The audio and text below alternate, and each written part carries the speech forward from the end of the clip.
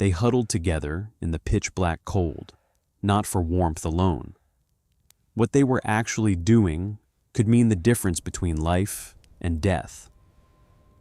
But here's what most people don't realize. Pioneers weren't just seeking comfort. They were executing a survival strategy that modern science has only recently validated. Hypothermia doesn't kill you with cold alone. It kills you by stealing your body's heat faster than you can generate it. Two bodies together, they create a closed system, a biological furnace that multiplies survival odds exponentially. Historians spent decades studying wagon train records, and what they found was buried in the margins, accounts of sleeping partnerships that weren't romantic, but purely tactical. The evidence was always there. We just weren't looking at it the right way. They imagine standing in the Great Plains at 3 in the morning. The temperature has dropped so far below freezing that exposed skin burns within minutes. Your breath crystallizes before it leaves your mouth. The wind cuts through every layer of clothing like it's not even there. A single person, alone in a canvas tent, loses heat at a rate that would kill them by dawn. But two people pressed together, sharing blankets, synchronizing their breathing, they enter a completely different equation. This wasn't discovered by modern medicine. It was discovered by necessity, by desperation, by watching people die and learning from it. The wagon trains that crossed the frontier operated on a principle that most of us have completely forgotten. Nothing worked in isolation. Not shelter, not fire, not clothing, not companionship. Every system depended on every other system functioning in concert. The moment you separated those systems, the moment you tried to survive alone, the mathematics of survival changed dramatically. A single pioneer huddled under blankets generates roughly 100 watts of body heat. That's the same energy output as a single incandescent light bulb. Now think about that.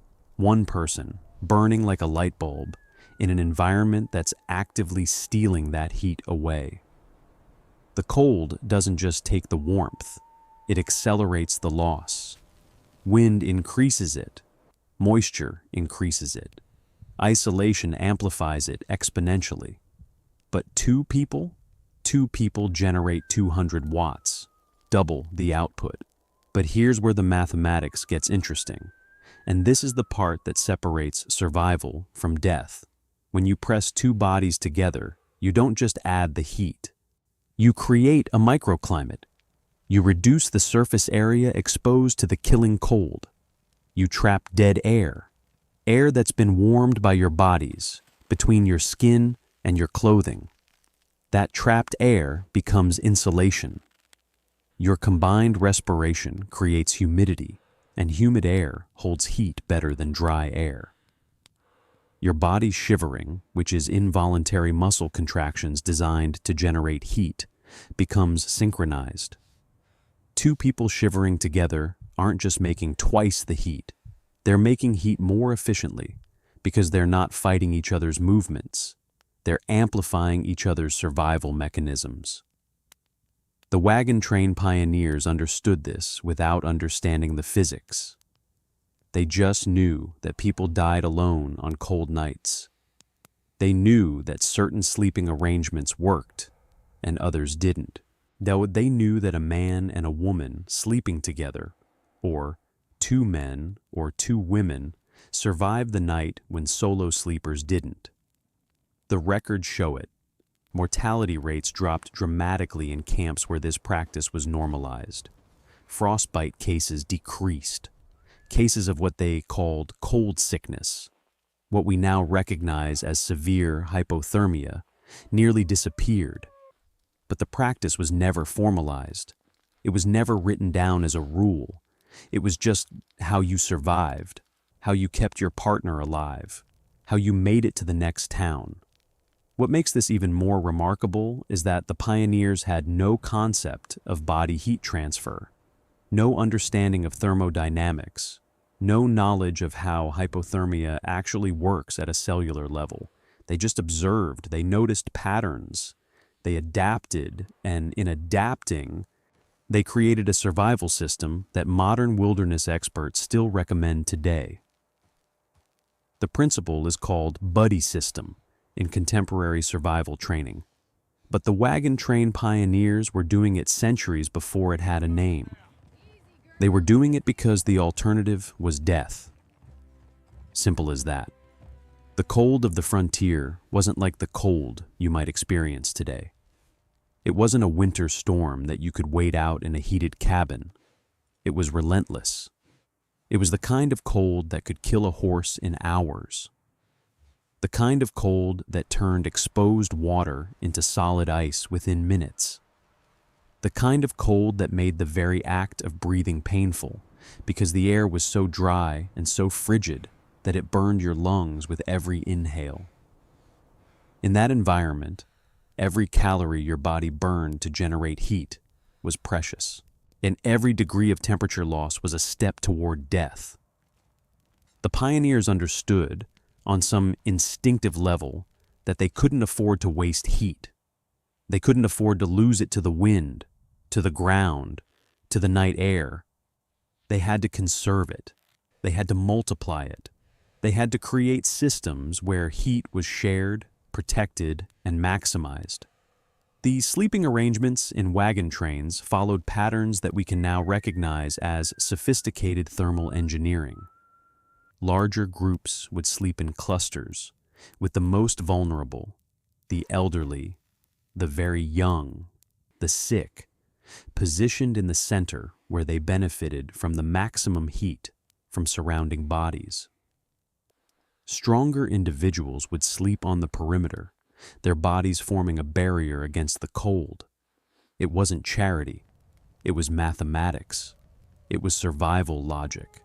And the center of the cluster could be 10, sometimes 15 degrees warmer than the edges. That difference meant the difference between waking up alive and not waking up at all.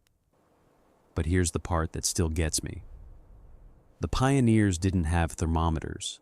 They didn't have instruments to measure heat loss. They didn't have scientific papers or medical journals explaining why this worked. They just had observation and experience.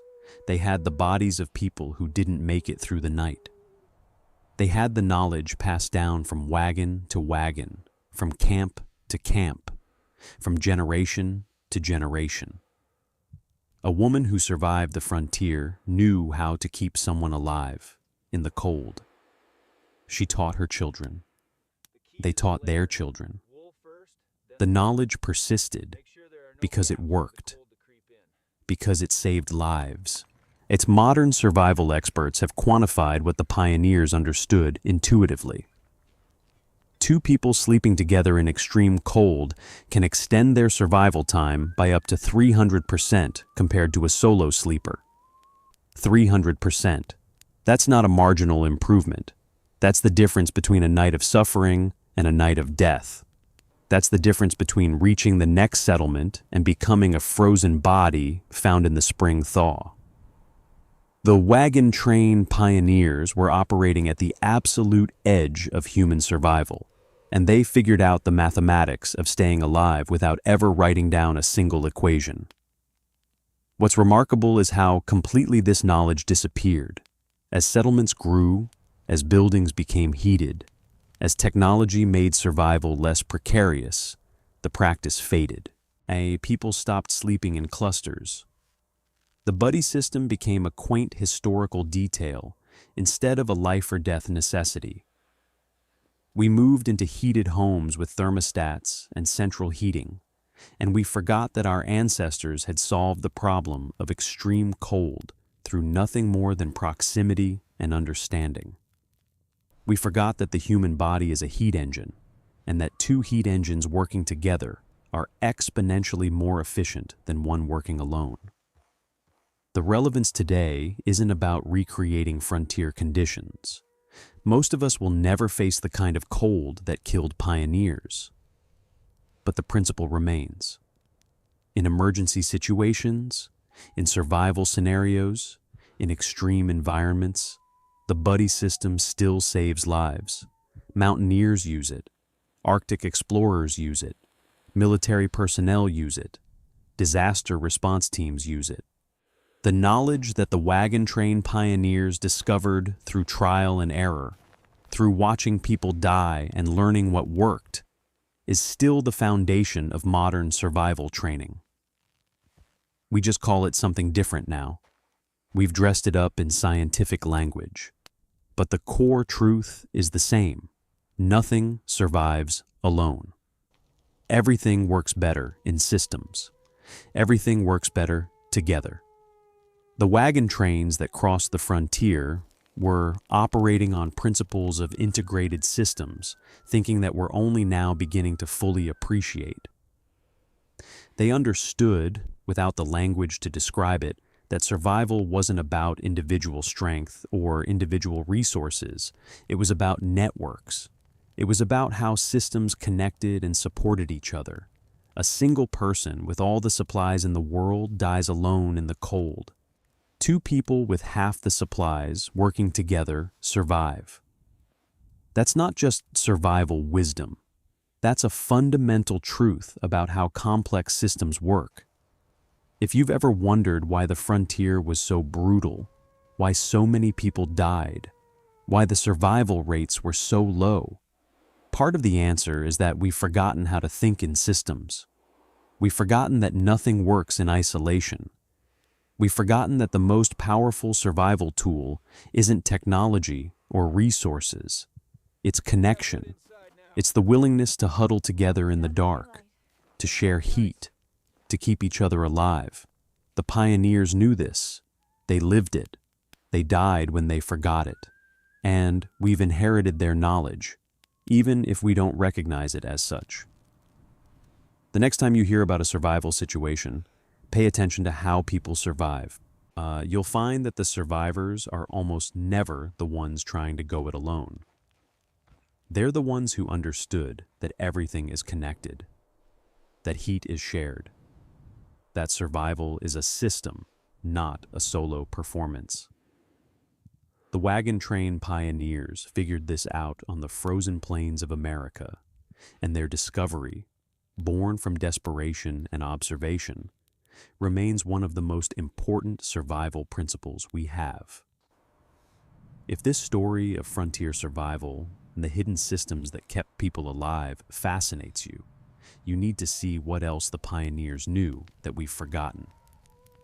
Subscribe to the channel and hit the notification bell, because every week we uncover the engineering, the logic, and the systems that built the frontier, and why understanding them matters more than ever today.